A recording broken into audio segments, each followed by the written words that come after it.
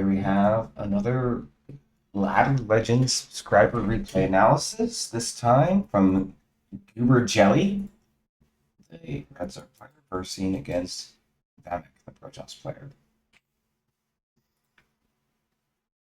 So one of the notes that GooberJelly mentioned was that he struggled to establish map control and unsure what comp to build. So again, we're going to speed through the opening and just kind of look at focusing on the questions that were asked, which was how do we actually establish map control in ZVP, and what composition should we be going for in the mid game.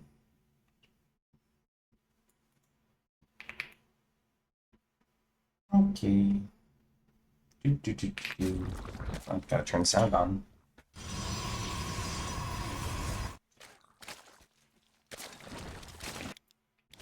It's pretty important to get this link speed pretty quickly in this matchup. You really need it to shut down if they do make attempts. And that's one of the first ways that we actually establish map control is by getting link speed. Once link speed comes out on the ground, pretty much, because we can make a lot of links very quickly. So if they try to be aggressive with gateway units, the links can shut it down. And there's no Hellions in order to take back map control. So they pretty much have undisputed map control. Now, technically, oracles do exist and fly around, but the links can outrun them. So, and since they have a timed life, you do get your map control. You do sort of maintain a tenuous amount of map control in the ground, while obviously the Protoss is free to move around and see things with its oracles. So this link speed is the first thing that needs to be prioritized in getting done, getting made. We're very mineral starved this patch for sure. I would solve that a little bit by pulling completely out of gas once we get 100. But definitely we want to be hitting link speed here.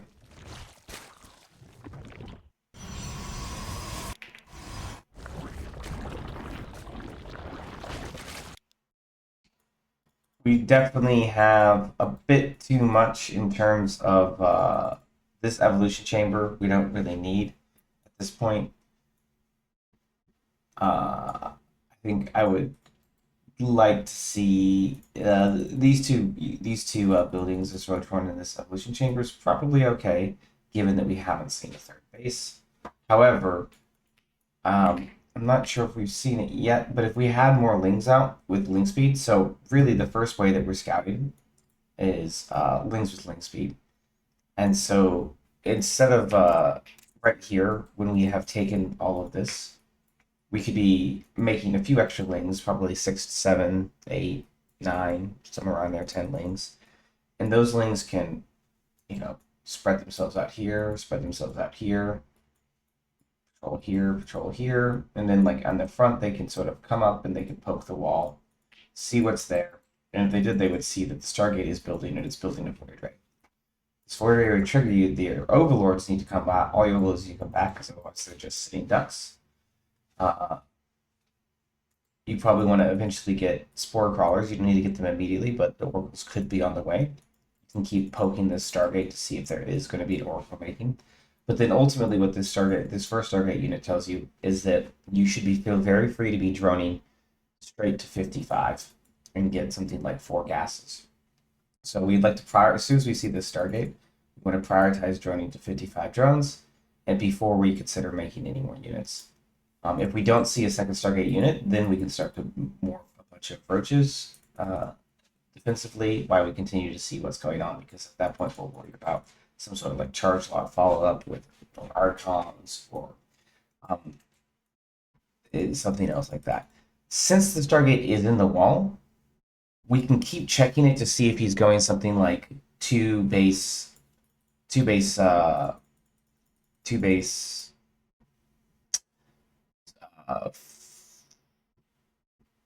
fleet beacon. There we go. I was going to say sky toss. If he's going like 2 Stargates with the fleet beacon, we'll be able to see what units being made from this Stargate.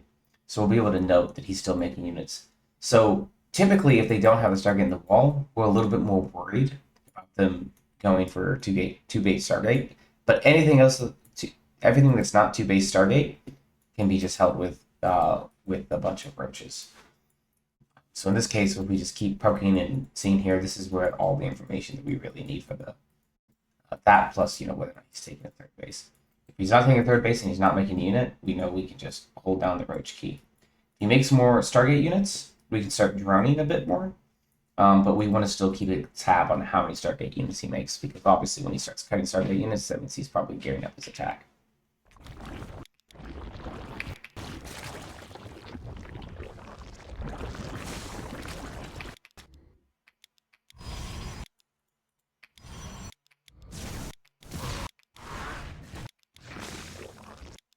And so if we were poking the wall, we would see at this point that he is going for Tempest. So at this point, we should be making drones, queens, and dropping a spire. Drones, queens, maybe a couple extra spores. Probably in the order. You want to make drones, and then make sure you have all hatchers producing queens. Then drop a spire. Well, it's hard to say. What actual priority do we want here? Because the queens, drones, and spire, those are the three very important things. And typically, you want to be prioritizing drones. So I would say drones first, then the spire, then make sure all your hatcheries are producing queens. Then with leftover money, you can start making spore crawlers, taking a fourth base, etc. Expanding the root. The biggest thing we're not prioritizing right now is drones. Again, this small pack of lings should be running around keeping map control.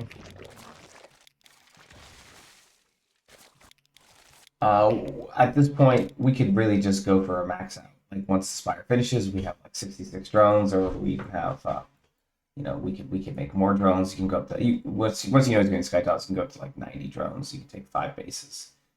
But your composition, very simply here, the first max out could be roaches into roaches and corruptors to deal with the air, roaches to deal with the ground, and you can just shove his third base. Eventually, you'd be working your way into infestation pit. You'd want to see double upgrades is good, but you'd want to start probably melee upgrades instead of melee and carapace upgrades. And then you'd eventually be going into like ultras to deal with the ground, corruptors to deal with the air, and that's a very basic unit composition. Technically, as the Skydust army gets bigger, you start to need Vipers to deal with lots of Viper Parasitic Bomb to deal with a lot of Void Rays. You also need it to start to deal with carriers if they get tons of carriers with good interceptors and good upgrades. 1 or 2 Infestors is also very good to help deal with the Void Rays. You can land a Fungal and land Parasitic Bomb. That's pretty much your answer to deal with Void Rays. And your Corruptors kind of deal with everything else in the air. And then, of course, Ultras clear the High Templar, Zealots, and Archons that could be on the ground. If he starts to end up making a bunch of Immortals, then the Infestors start to be used for Microbo, Shroud, and Fungal to keep the Fungal locked down. So you probably want a good, healthy number. If he starts going for a bunch of Mortars, you want a good, healthy number of Infestors. But for right now, let's just focus on starting with we want Corruptors and Roach max out on a healthy drone count of at least 66 workers, maybe 75 workers would be the ideal here. And for this initial push, we want to just be pumping queens nonstop to hold this initial Stargate pressure until our Spire finishes, and then we can make a round of Corruptors to drive them back, and then go back into droning. So this was a Ladder Legends replay analysis. I think that we answered the questions that were asked, so we will go ahead and cut it there. Thanks for watching.